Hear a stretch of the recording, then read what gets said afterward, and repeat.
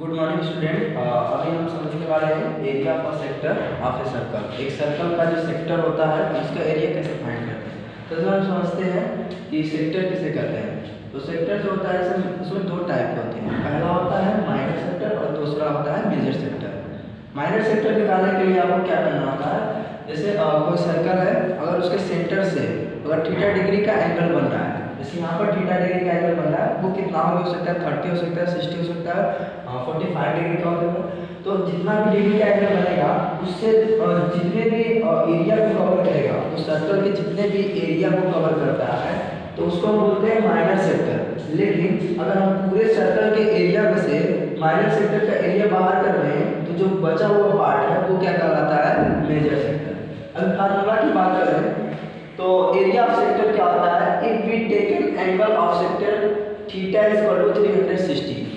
अगर हम यहाँ पर जो एंगल थीटा है उसको हम कितना रखें, 360 रखें, तो देखिए अगर हम 360 करेंगे तो ये पूरा होल सर्कल को कवर कर लेगा। ठीक है, अगर थीटा के लिए 360 रखेंगे तो ये पूरे सर्कल को कवर कर लेगा।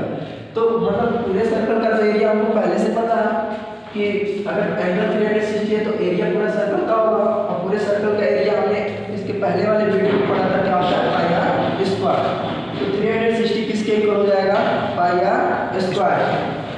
अब हम यहाँ से एरिया ऑफ सेक्टर में angle of sector is 1 degree.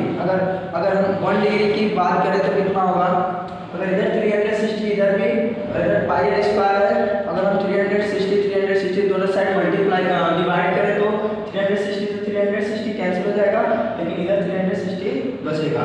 तो 1 डिग्री कितना आएगा, ऐसे भी समझ सकते हैं कि अगर हम इसको इस साइड लाएंगे तो ये इसके अपॉन में आएगा। ठीक है, तो यहाँ पर हो जाएगा 1 degree equal to pi r square upon 360। अगर आपको 1 डिग्री का एरिया पता चल गया कि पाई आर स्क्वायर अपॉन 360, और जितने भी डिग्री का एरिया बताना रहेगा उसी में उनको क्या करना पड़ेगा, मल्टीप्लाई। तो हमने यहाँ पर जो फार्मूला बनाया है, area of sector with angle sector is theta.